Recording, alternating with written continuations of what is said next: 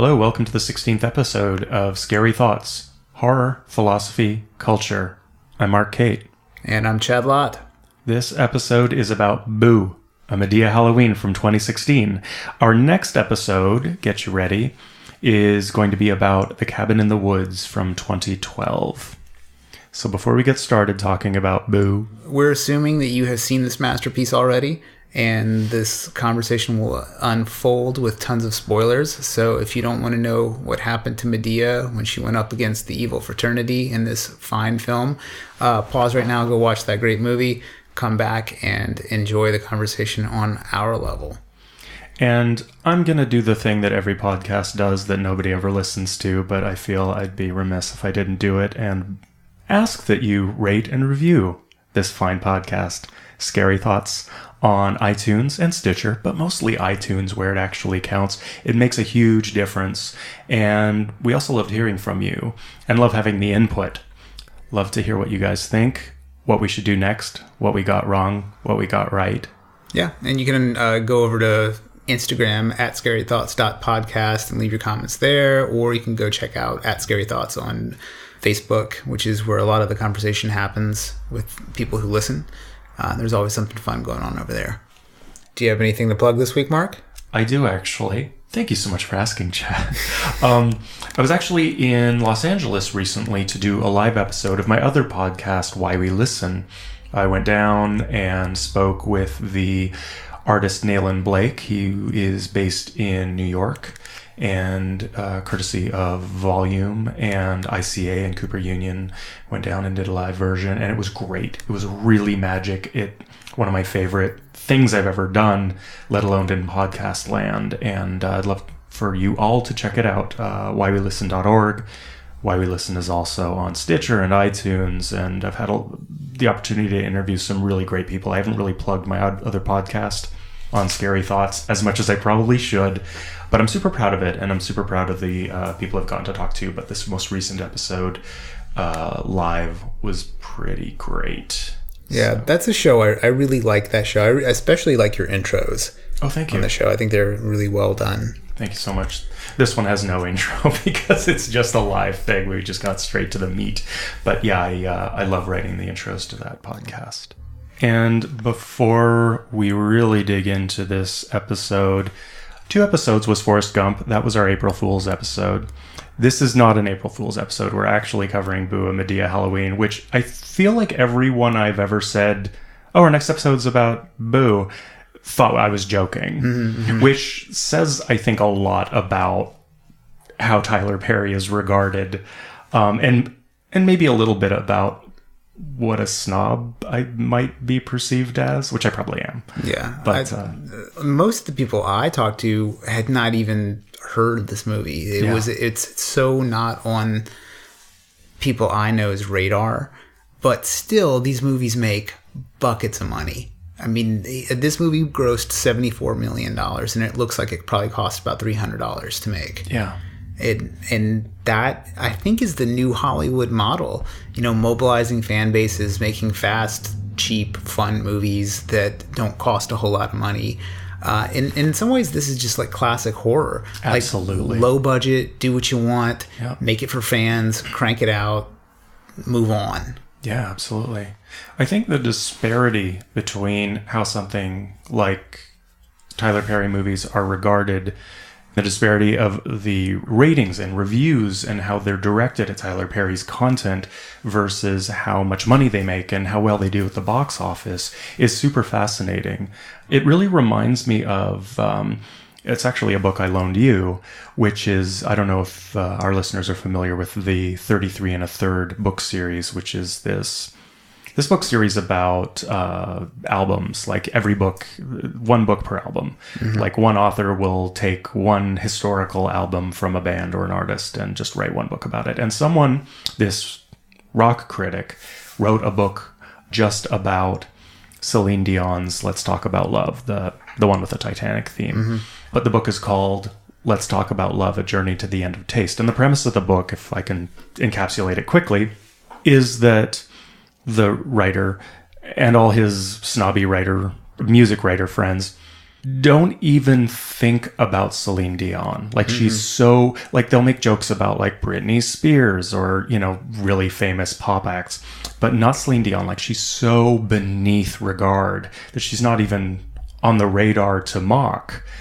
But she's also one of the most successful, listened to, revered artists in the history of humanity.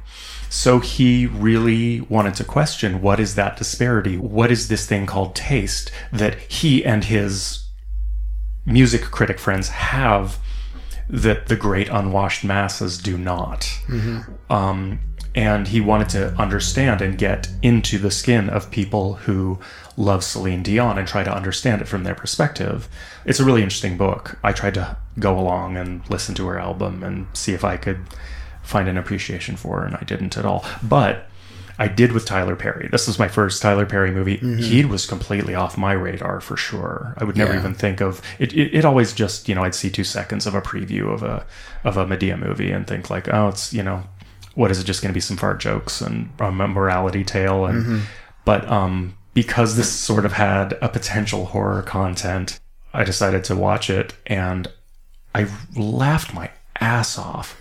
It's so funny. I was really surprised at how well a lot of the gags and jokes work in this film. I mean, just the character Mabel Medea Simmons is a really hilarious character. I mean, there's just so much going on there. She used to be a hoe, may or may not be a dude. That's a thing that comes up over and over again. You know, carries a gun, drives this old 1970s Cadillac. There's carries a hammer in her purse. Yeah, carries a hammer, is just ready to dish out violence with the quickness, and just does not give a fuck about any PC concerns. I mean, this movie is like a safe space for non-PC humor. They're making fun of fat kids. They're making fun of pretty much everything. Like, it reminds me in some ways, it's not as good as, but it reminds me of how wide the Chappelle Show could get in its ridicule sometimes. Yeah. I mean, you know, you talk about people maybe not knowing what the 33 and a third book series were, but I imagine some people might not even know who Tyler Perry is that listen to this podcast. Oh, yeah. I mean, this is his 9th film, but it's only the 2nd one that wasn't already based on a play. And where Tyler Perry's really become famous is he would basically do these stage productions that were filmed and made into DVDs and just played at like church functions. There's like a very big like religious undertone and overtone to a lot of these Madea films. Like, Madea is definitely a character that would have emerged out of like the Black church experience. And, you know, in this movie, she talks about being from New Orleans, which I thought was because I'm from New Orleans. So I was like, oh, well, Tyler Perry is from New Orleans too. You guys are probably neighbors. Well, I think that was one of the things that made me laugh so much about this movie is a lot of what I guess is supposed to be familiar to like the Black experience is also in some ways familiar to the poor Southern experience, just generally. Like, the whole idea of like kids getting beat. I grew up with that. The whole idea of like these weird, you know, church things where you're like, you have like Halloween church night instead of Halloween. Like, that stuff goes on in the South, especially in dry areas. Okay, so I think something that was fun trying to get ready for this episode is when I realized Tyler Perry had made a Halloween movie, I was kind of excited because I was like, oh, he made a horror movie. That's my territory. What does he have to contribute? And after watching this movie and laughing hysterically, I realized he had nothing to contribute to the genre because it actually is not a horror film, like, at all. Like, I would not be surprised if he's never seen any actual horror movies in his life. I mean, this is basically a Scooby-Doo episode. Yes. You know, it has it's less scary than a Scooby-Doo. Yeah, it's definitely episode. I mean, I don't even think there's a single jump scare in this. There is the clown. Oh, right. The clown on Uncle Joe or whatever. Yeah. But it's funny how like this movie came out before the big revival of interest in scary clown shit. Remember last year there was this whole like rash of people dressing up like clowns and running around. Well, it started happening in Northampton in England a couple of years ago, but it jumps the pond only recently. Yeah, but you know, she violates the horror rules a little bit, like because the clown pops up. she punches the clown in the face and just knocks it right out. Done. You know, and later on when she's dressed up as the Uncle Joe Simmons, or Tyler Perry is dressed up as the Uncle Joe Simmons character, laying on a couch, super, super high. It's basically kind of like an Uncle Ruckus character from the Boondocks, like very similar, like mean old man with white hair. And, you know, clown pops up, and very similar to in Cabin in the Woods, the weed seems to allow the character to see through the horror. Right. And he's like, nah, and just wrecks the clown with the cane. And that's pretty much it for like the scary elements of this movie. And the whole reason why it's even a horror movie is because it just takes place during Halloween. And this really could just be, I mean, it's in the title. It's a Madea Halloween. It's not a Madea horror. Right. You know. But it could easily have been a Madea Easter or a Madea Valentine's Day. It's just a vehicle for the morality tale that's going on underneath. But okay, so that brings us right to, okay, so why a Madea Halloween movie? And this is one of my favorite details of this entire film's existence is Chris Rock made a movie called Top 5, which was one of his like critical darling movies. Like critics seem to really like that movie. And in the film, there's a throwaway line where he says something like the movie that his character's just made probably won't do nearly as well as Madea Chases Ghosts. So he basically makes a joke about a non-existent Madea Halloween movie. And Tyler Perry apparently sees this and decides that, hey, we're going to make me and Lionsgate Films are going to make a Madea Halloween movie. And before the next Halloween, it was out. I think it took like a month for them to write it, and they shot the whole thing in 6 days. Yeah. And it grossed $74 million. And Chris Rock's movie did like $26 million. So I don't know, man. It was Tyler Perry. Rock. I know. Was Chris Rock using The Secret, or was Tyler Perry using The Secret? Because the shit came true. Well, one thing that made me kind of interested in doing an episode about this, other than just the novelty of the anomaly of it, is to plug in the way we approach horror movies and see what sticks. Like, okay, if we're going to talk about what horror movies normally do and apply it to Madea, the issue of collective dread, the issue of horror movies often being a reflection of some sort of collective cultural anxiety and being an analysis of that. Well, what does Boo, a Madea Halloween, have to say about a collective dread in society? And I don't know about you, but the best I could do is about the wildness of youth. That's exactly what I was going to say. In an interview, Tyler Perry actually said it's all about parents getting in control. It's just about putting your foot down and running your household and being the leader of the alpha of your own pack. Well, I mean, I guess it's an opportunity to talk about the plot a little bit. So what goes on in the movie is there's a girl named Tiffany Simmons, and she's a very attractive young girl. She's 17 years old. She's a high school student. She has 3 friends. 2 of them are not in high school, or at least they're 18. That comes into play a little bit later. So there's 2 17-year-olds, 2 18-year-olds, and they're like a little 4-pack of friends. And they're walking home, and they pass a frat house, which is made up of 40-year-old frat guys. Like everybody in this fraternity, all the actors are YouTube stars, and which is really an interesting way to market a film, because each one of these actors has 500,000 to 1 million subscribers on YouTube. So you basically know that if those guys bring a certain percentage of their fans, this movie's going to do okay, which is pretty interesting from an economics of film.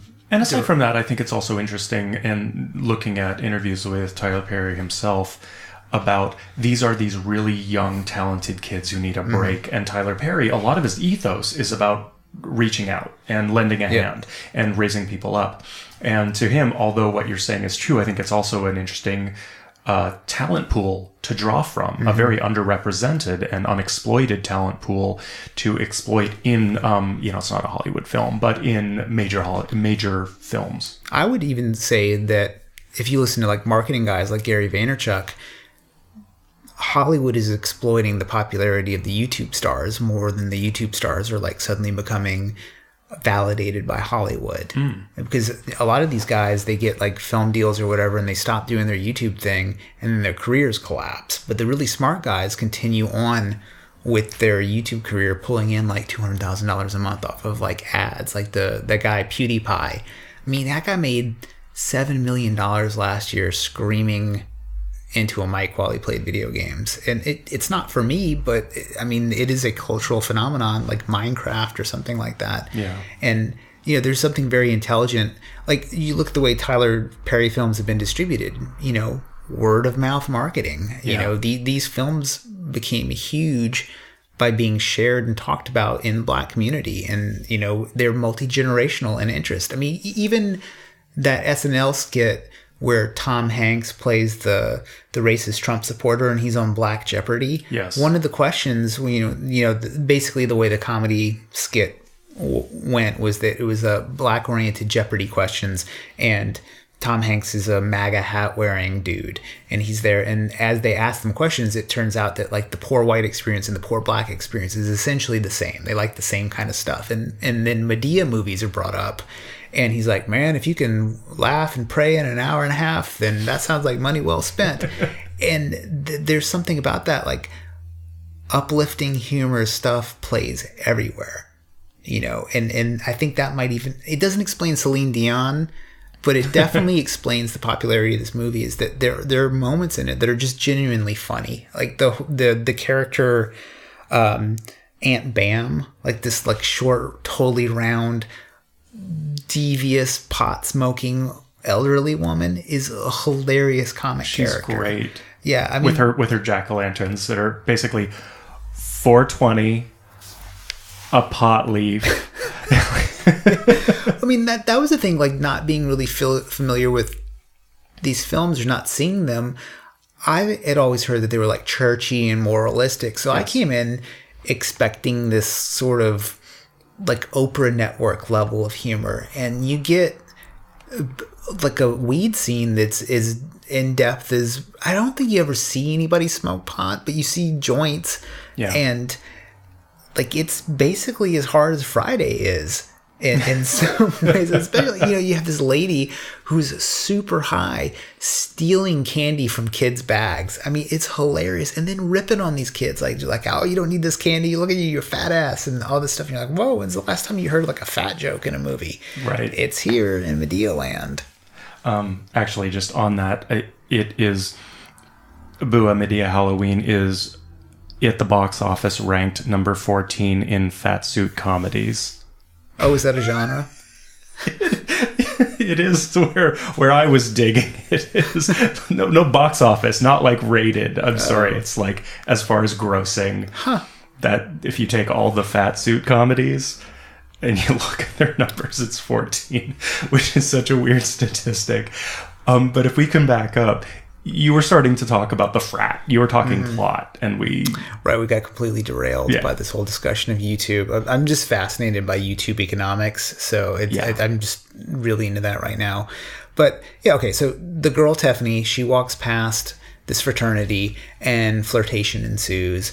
And the guys all think that, you know, they're college girls or whatever, and they're dressed not inappropriately, but definitely a little more stylish than a high school kid might. And then her father, Brian Simmons, who's a completely emasculated, super nerdy, driving a Volvo V70 station wagon dude, rolls up and is like, hey, what have I told you about coming, you know, walking past this fraternity? And the daughter is completely disobedient. She's just like, fuck you, Dad. You know, I do what I want. And he just has no control over her. So the next few scenes of the film follow her plans to like basically sneak out of the house and go to the frat party later that night, because the frat has these legendary Halloween parties. And then the father just has no control, and so he basically invites his aunt Madea over to kind of regulate for him, and hilarity ensues. I think something that is really odd when thinking about the plot of this movie is that this movie is almost two movies. I feel like every scene, or every other scene, is almost from a different movie. Mm-hmm. There are scenes with Madea and Hattie and Joe and Bam riffing. Yep. And it's hysterically funny. They're so good. And I don't know how he gets that rhythm when he's playing multiple characters in the same...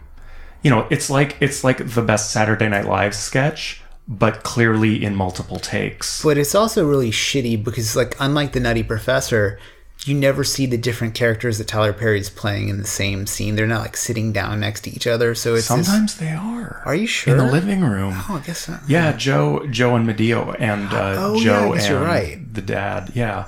But then the other half of the movie, whenever it's just people talking, it's so bad. It's like sub sitcom par level of acting and dialogue. It's really forced. It's really constructed. It's really bizarre, actually. Like at the end, just jumping to the end, when what's Tyler Perry as the dad's name? Brian again? Simmons. Brian, yeah. When Brian, he's scolding them, he's like, "I hope you learned your lesson. I hope all of you learned your lesson. This is just wrong."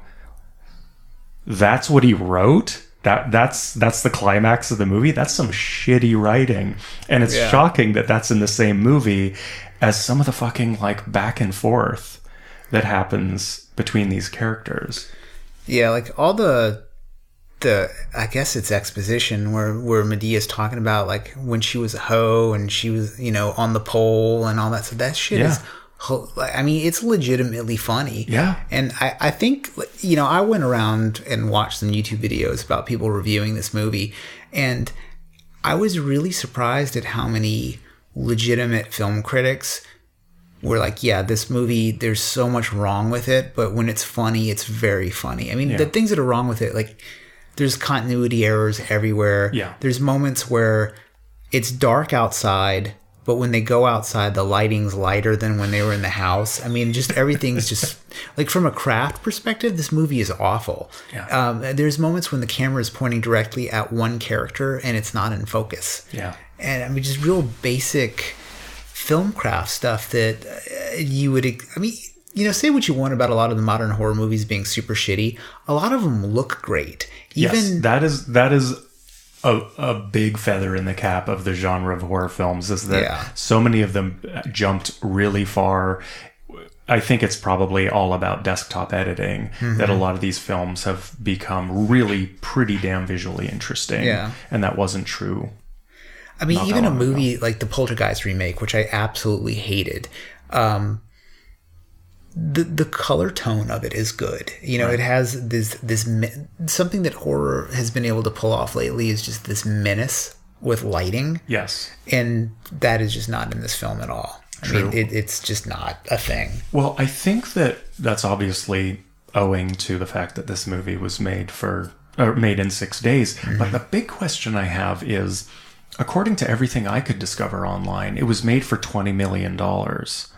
Where did those $20 million go? Tyler Perry's pockets, probably. I mean, maybe. I mean, he's like the production company for this stuff too. So. Right, but he didn't need to pay himself. He would just make that money on the back end. So, I don't. It's just a genuinely confusing question for me. Like, okay, 6 days, no real names. Like, obviously, these YouTube stars, they could probably get some leverage out of their fame, but not like a Hollywood star could. So why did that 20 million not look like 20 million? Yeah, I see what you're saying. Because like The Witch, for instance, cost like, I don't know, what, 7 million or something like that? So little. And it looks great. It's bafflingly beautiful. And it has bigger stars. Yeah. Like, I would say the two people that are in Game of Thrones that are in The Witch, I mean, I don't know, maybe Tyga is really expensive. Right. Like that couple maybe, minutes. Yeah. I mean, it's possible. But then he wasn't even shot that well. So it was kind of like, okay, you had him in your movie, but you didn't you got this amazing twerk artist. Lexi Pantera. I'm in love with Lexi Pantera. She's so ridiculous. Her. Yeah, she's phenomenal in this film. But they don't even... Whoever did the cinematography for this film clearly doesn't know how to shoot hip-hop or dance, because it just made both Tyga's performance and Lexi's performance really kind of flat. I mean, compared to the rest of the film, it's like the action moments, but ultimately it didn't really deliver on their strengths. Yeah, a lot of times when like, especially hip-hop artists will be performing in a movie, think about Snoop Dogg in Old School, for instance, or P-Funk in the movie PCU. Like, that is a moment where oftentimes the cinematography of the film changes a little bit and it becomes more music video oriented, right? And that just doesn't happen here. I mean, no, he got his start doing these plays, and then he ramped it up by documenting his plays, selling them on DVD at the shows, which is genius. And he made incredible money doing so, and he's still doing that, and that's fine. I mean, it's a formula that works for him, but consequently he has this movie that looks like a sitcom. I mean, it looks like the Brady Bunch, but it's clunkier. like a 3-camera TV shot exactly thing. The lighting is washed out and flat, but again, the comedy is so advanced. Well, you know what this reminded me of? It reminded me of Kevin Smith movies in a weird way, because the camera's not really moving. It's pretty stationary. It's very dialogue driven. There's a cast of characters that is what looks to be a bunch of friends, which is, I think, a very endearing thing about Kevin Smith. And a film podcast that I really like on YouTube is Double Toasted, and they did like a half-hour review of this film, and it was it's interesting because they're all black dudes except for one guy, and so they talk about the experience of like having family members bring them the DVDs and be like, oh my god, you gotta watch this, and like after church watching the videos, and basically about there's an audience that this was made for in the way that Kevin Smith is making his movies for a very specific it's definitely audience. Like a FUBU thing for sure. Yeah, I mean, and at that point, like maybe cinematography, who gives a shit? If you like watching Tyler Perry plays and that's fun for you. I mean, like if you go back and watch the BBC Royal Shakespeare Company plays, they're not shot any better than this. I mean, they're basically the same thing, but in there you have Anthony Hopkins and Patrick Stewart and Ian McKellen putting on clinics on Shakespearean acting. I mean, they're phenomenal. So there's a little bit of the Silicon Valley, like good enough to ship with this kind of thing. Right. That's fair. I think something else this is just very much about me, but it was interesting for me to watch this film as I'm very involved in the drag culture in San Francisco, especially because my wife is Phonique, who will be doing a future episode with us. We're going to be covering Black Swan in about a month and a half with her as a guest. So, I've seen more drag shows than most people, and it was interesting for me to watch my first Madea movie because, Tyler Perry's not doing drag. It's a man in a dress, but it has no direct connection to queer culture or nightlife or cabaret life. Right. It doesn't seem to be in dialogue with drag culture at all, almost in the same way that like Dame Edna is not a drag character. And I think it's really really interesting to see someone come at the performance of a female, an exaggeration of femininity or female body with a cisgendered male body inside that character, and see what they do with it when they have incredibly different priorities than like San Francisco drag culture, which is very extreme in another direction. Yeah. I mean, this reminds me of Mrs. Doubtfire. Like that's another example. Totally. And then specifically like in Mrs. Doubtfire, like he's not trying to represent women. He's created a character that just happens to be female. And in the South, like if you ever worked in a restaurant, you know what a Sunday post-church brunch shift is like. And you see this lady, this Madea lady, just like really funny. The kind of ethics of the character are really interesting to me too. Like clearly very churchy, but also carries a gun and a hammer in her purse. It is ready to use it. Another thing that I was very surprised by this movie about was how it treats drug use. Where it's very casual. There's the subplot of the aunt being really excited to show a cop that she has a weed card. Yeah. And there's a moment when the cops do come and they make a comment. They're like, "Oh, what's that smell?" And she breaks out her card, and that's it. There's no... And the cop does not care. Yeah. Yeah, and also Joe is out of most of the movie because he's just sitting at home smoking a joint. Like, he's just out. He's just checked out of the movie because he's just, like, getting high in the armchair. Yeah, yeah. There's a lot of, like, physical sexual comedy in the film, too. Like, there's a moment where... for sure. Yeah, like her boobs are, like, a constant source of, like, humor in the film. Even to the point where she's, like, flashing frat boys and, like, showing them, and they're, like, totally repulsed and all this stuff. It's, like, a lot of, like, physical body humor that... I guess it's still around in some films, but, I mean, just the whole idea of just, like, making fun of people's physical features seems to have just fallen off of comedy. Like, it's just disallowed. Yeah. Now. But those were some... I mean, like, when they're making fun of the fat kid, that's probably the scene when I laughed the hardest, because it would, like, the whole thing when she's calling him Biggie Smalls and how he's going to shoot her and all that. I mean, it's pretty funny. I guess also problematic, to use the parlance of our times. There's one thing that, I mean, I don't want to get hung up on, like, this wouldn't be continuity, but it sort of is, where the frat dudes, like, exaggeratedly lose their shit about the difference between a 17-year-old and an 18-year-old. Legally, rightfully so. Yeah. But it seems to actually be a core value that is such a given in this world that you don't mess around with someone under 18. But then they have no problem breaking and entering and vandalizing.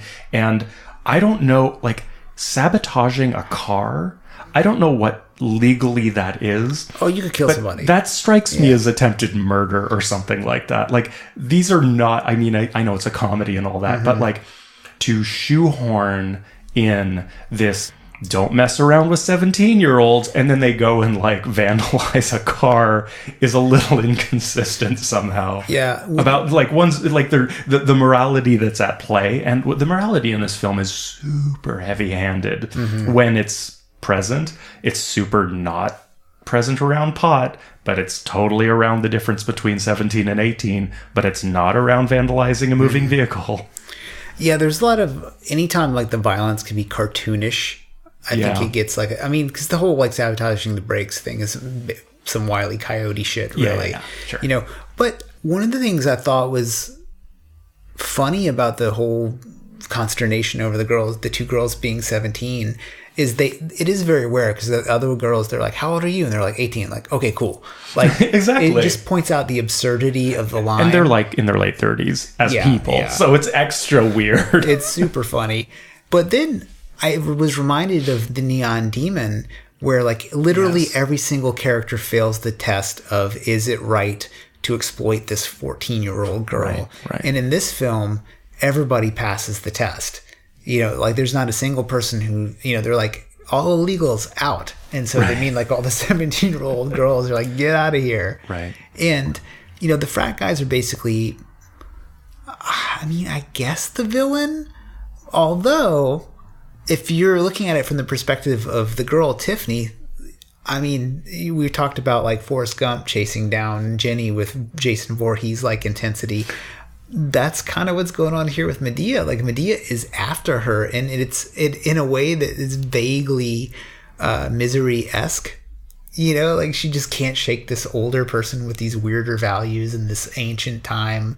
And that's another thing that happens in this film, is one of the tensions is generational. Or, you know, one of the major tensions, it's basically like, how did this older generation of people violently raise their kids? And then the proof is this character Brian, who's very successful. He was raised like that, but he's also powerless to raise his own daughter because he's chosen to go in a different direction. And so, I don't know. What do you think was the proper way to raise children? Well, I don't know. Kindly, or throwing them off the roof and letting a pencil go through their nuts, which is what happens. Totally. I mean, Brian. and what I think is extra complicated about this within this film, anecdotally, is Tyler Perry. I mean, it's very much on the table. He was the victim of abuse from his father.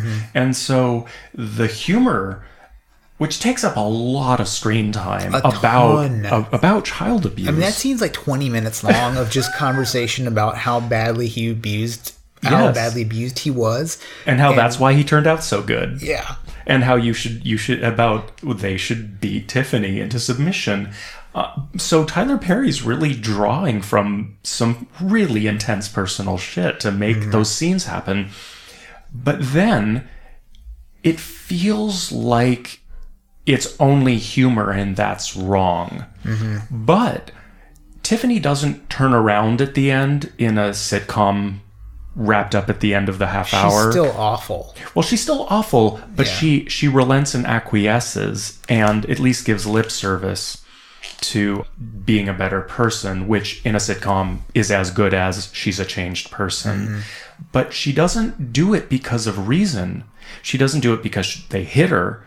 They threatened to throw her out on the street for real, which is a really interesting middle ground, but also pretty fucked up. Like throwing your kid out on the street is pretty hardcore. Well, I mean, also, what do you think is going to happen to a hot 17-year-old girl that you put out on the street? It's pretty real. I mean, she's going to be Be doing Madea. some of that whole shit. She's you know? gonna be Madea. That's how you make a Madea. She gets out on the street and she's all hard and she's super mean. Okay, so there's horror elements of this film. There's zombies, there's ghosts, there's... Earlier you mentioned you weren't even sure that Tyler Perry maybe had even seen a horror movie. No, Tyler Perry is not cult.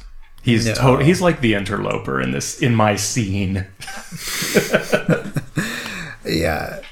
I mean, the whole supernatural element is introduced by the girl. It's kind of her play is to play upon the superstitions of these older people and create this whole story about how there was a murder in the house, and every Halloween... I mean, this is one of the most absurd plot points. Is like, presumably they've been living in this house for a while, and this is the first Halloween that it's been an issue that there was a murder there. Yeah. And the safest thing to do is to split up and go into different rooms, like classic horror trope stuff. And then... Well, what I love about, if I may, I love about that moment when Tiffany introduces that, it's probably like a Ouija board or something like that, and the death card falls out, is the graphic design of that board game that she brings out and the card. Love and Death. Yeah, is so weird. And that's something that... Another big example of weird graphic design in this movie is that on the wall in Tiffany's room, there's this framed poster... But it looks like an album cover, but it's rectilinear, and it says Progeny Crew, and it's like clip art of a dog. It's just the weirdest fucking thing. I don't know what it's supposed to be. Teen room walls are always this interesting lexicon into what this character's identity is according to the director and art directors, right? But in this, it's like Progeny Crew, a dog. And that's kind of all we get from Tiffany. Yeah. It's funny you mentioned the Ouija board game. I actually paused it because for a second I was like, is the word death, is it the same font from the Christian Death Only Theater Pain album cover? I don't know why I wouldn't. It's not, but it's very, very close. I mean, because I was looking at it. That would have made Tyler Perry hella cult. Yeah, he would have passed Key and Peele, like as far as being a pop culture, weirdo. But...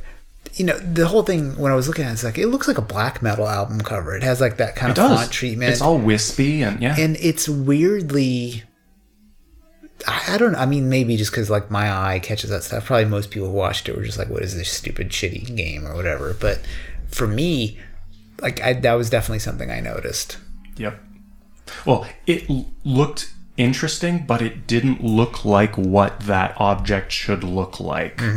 Whatever comes in a cardboard box does not have that graphic design on it. Yeah, and then I went and looked up like the Ouija board cover, and the Ouija board box shows people having fun playing. Like like every single game ever shows kids playing it on the cover. Like that is like communicating. Like, well, have you been at San Francisco Airport lately in the domestic wing? Because there's a huge, like they often have these exhibits of art and design. There's a huge Ouija board exhibition there. Really? It's incredible. It's epic. Weird. There must be like 100 different Ouija boards, like from and different their boxes, cultures, or... and well, I mean, it's pretty much all Western shit. It's not like First Nations people up in the far north of Canada had Ouija boards or something. Yeah, I like Medea's response is like, I grew up in New Orleans. They got voodoo everywhere. Like she's just not playing the Ouija board game. Yes. Yeah. I mean, there's so many funny, like, one-liners, like the uncle, he's like, I take y'all to the hotel if you hoes don't tell. Just all these funny little rhymes. I think my favorite part of the movie is Joe's t-shirt. You can never see what it says because his belly always rolls it folded, but his t-shirt says wrinkles on fleek. So good. I mean, that really kind of sums up what this movie's trying to do, too, is it's like trying to simultaneously appeal to like this older demographic and this younger, because I guess like Tyler Perry movies skew or older, like older folks tend to like them. But then you have Tyga, and they're like an obvious appeal to like younger. And you have Ask the Bro Professor, Dom Mazzaghetti, like he's one of the fraternity guys. His YouTube channel is hilarious.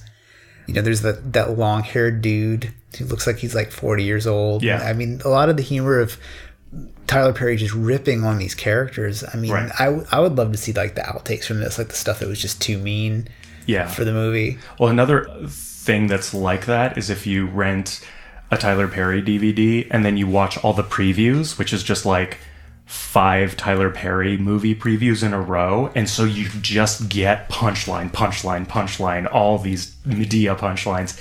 It's really fucking fun. Yeah. I had a question. Yeah.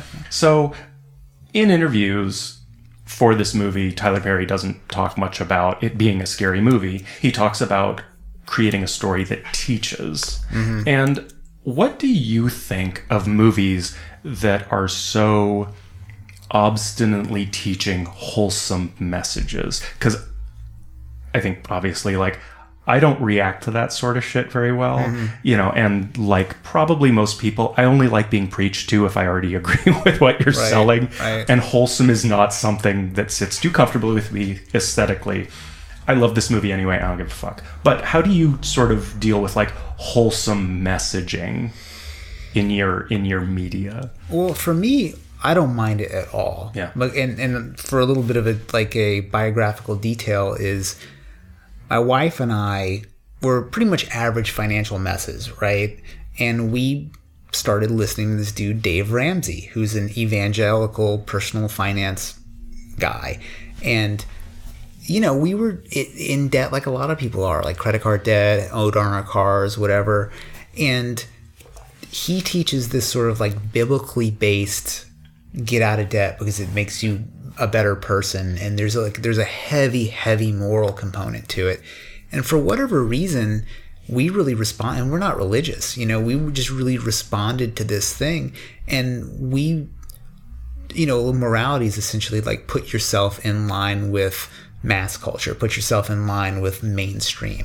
And we kind of did financially, and our lives completely changed. So we downloaded basically through podcasts. We had this kind of like traditional morality related to money into our life, and you're not getting it from Hollywood. You know what I mean? You're not getting these lessons on how best to live your life. It's kind of like why like Stoic philosophy is so popular right now, and it continues.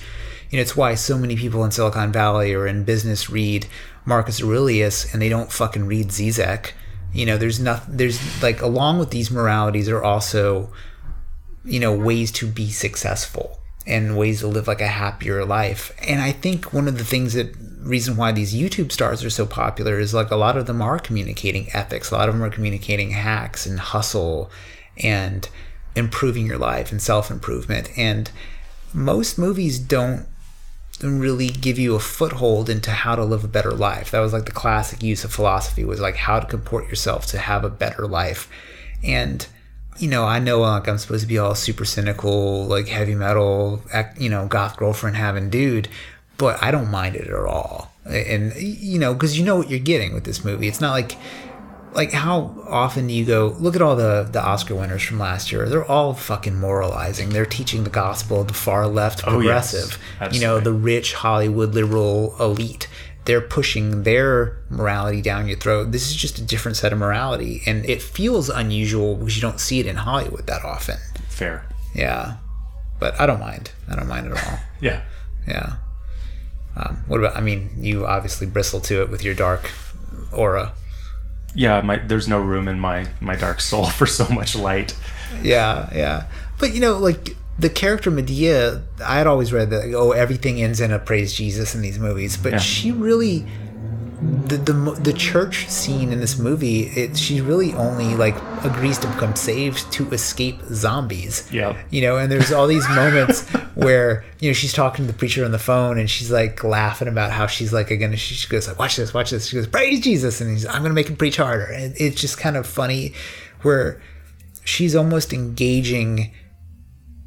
It's more cultural for her or for the character than it is moral. In a weird way. Right. Like, yeah. I mean, like, I didn't grow up in the black church environment, so some of this stuff probably isn't going to resonate with me the way it will other people. But there's a lot of, like, disrespect to Madea from, like, pretty famous black celebrities. Like Spike Lee, for instance, hates Tyler Perry's movies and thinks they're bad for society. I think I enjoyed Boo! A Madea Halloween more than I've enjoyed anything Spike Lee's done. Definitely recently. I mean, I love decades. I'll say for myself. I mean, I love that movie Malcolm X. I think the first half of it is really shot beautifully. Like when it's about Harlem, and I think it's just an interesting movie. And like if I put a camera in Denzel Washington's face, and you're going to get something awesome no matter what. Really, true. But except Training Day. What?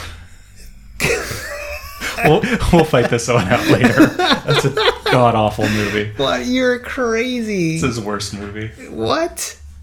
Oh man, I don't know that you've ever been more wrong. Are you currently smoking PCP? We're gonna have to cover it for Scary Thoughts. That is a highly ridiculous movie. But I mean, you think about Training Day, like, I mean, here we go. Well, I mean, Training Day is it's a movie that's had enough cultural impact to be parodied on The Chappelle Show. Right. With the whole Wayne Brady Training Day montage. Right. And I guess it does kind of tie into this whole thing where it's like, okay, there's this demonstration of inner city tough guy, but it's pretty easily parodied at the same time because it's just this weird, like, action movie trope thing. And I don't know. I like Training Day. I'll go on record. Yeah. Speaking of tropes, the next movie we're going to be covering is The Cabin in the Woods, which is the most intertextual, trope-laden movie ever, which is all about breaking the fourth wall. And my favorite fourth wall breaking thing of almost any movie, and it's really obvious but so funny in Boo, is when Joe says, if you don't come back, I just want y'all to know that's a dude. Yeah, it's a really interesting thing because it comes out of nowhere, and it's kind of like turning to the camera and saying the most fucking obvious thing in the midst of this silly morality tale comedy. I thought it was genius.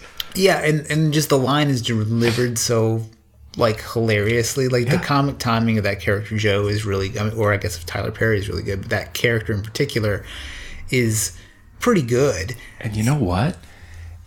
We're going to get into this in next episode in Cabin in the Woods, but Joe's been smoking weed, so he sees the truth. He sees the truth, right? He sees through the bullshit, and the bullshit is that this is a man dressed up as a woman trying to get you to act morally, which is what Mrs. Doubtfire was. Remember? Yes. Like, it was like, I don't know, it's just weird. I'm saying yes, but I've never seen Miss Doubtfire. Really? I just know what you mean. Yeah, I know. Yeah. I will. Yeah, I mean, it's a classic San Francisco Robin Williams story, but no big deal. We live in San Francisco. It's like, not a big deal at all.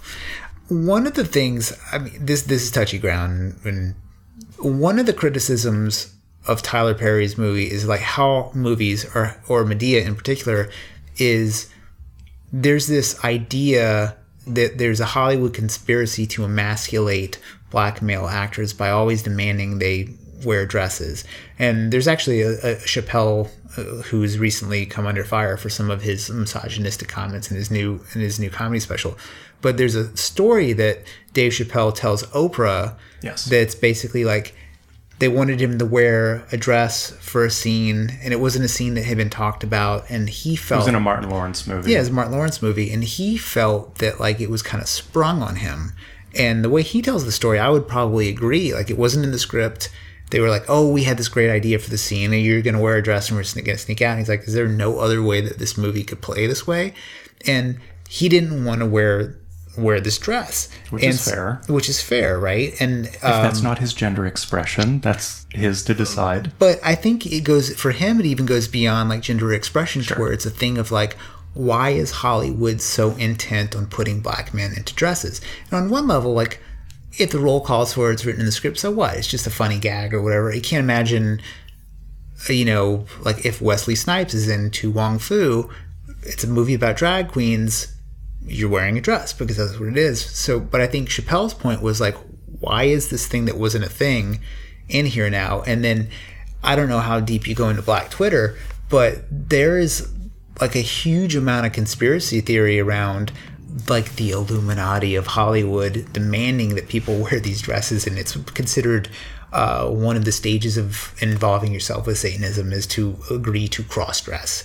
And it which is just super, super weird. Like, you could definitely go down a rabbit hole with this stuff. But I mean, it's amazing. But what frustrates me about the way that this topic, what it often implies or overtly states, is that women are lesser than.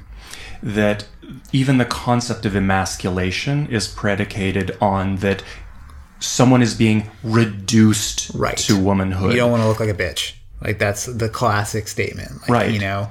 And, you know, I mean, it just sort of reminds me of the Iggy Pop quote where he says, I'm not ashamed to dress like a woman because I don't think it's shameful to be a woman. Yeah, and I think that's super, super valid. And so Dave Chappelle, he can wear whatever the fuck he wants, but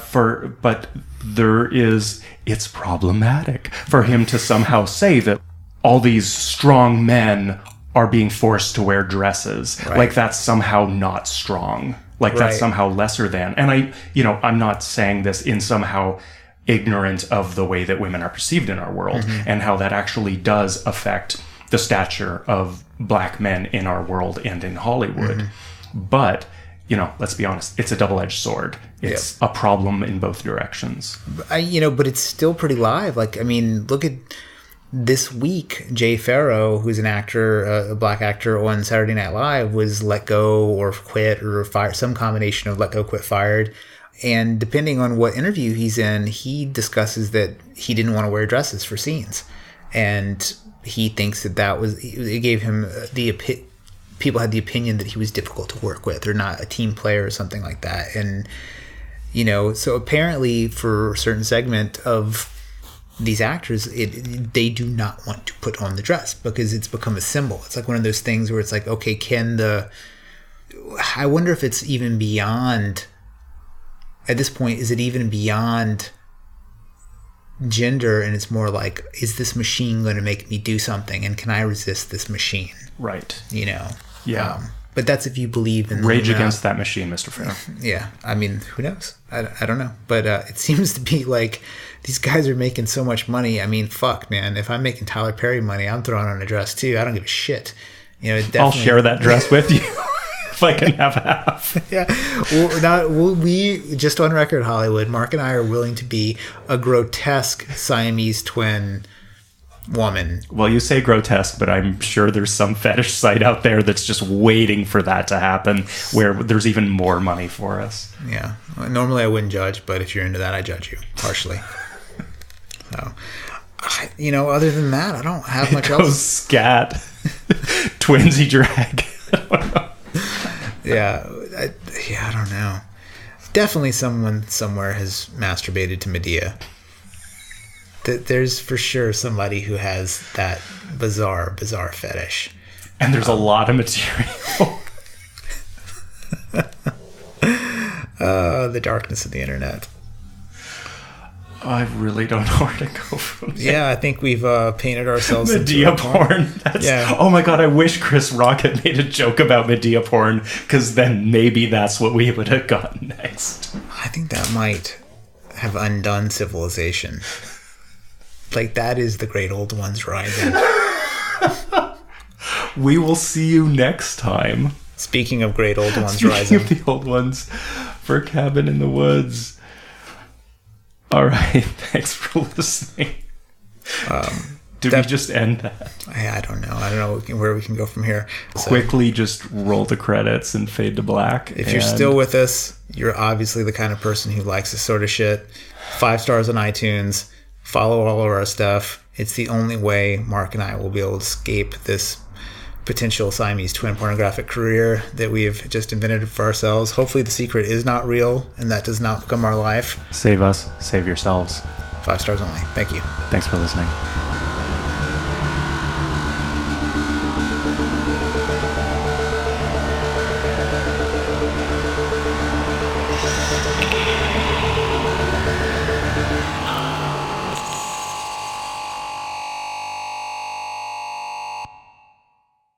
I think once you've talked about people masturbating to Madea, you've gone too far. And I think I may have gone too far.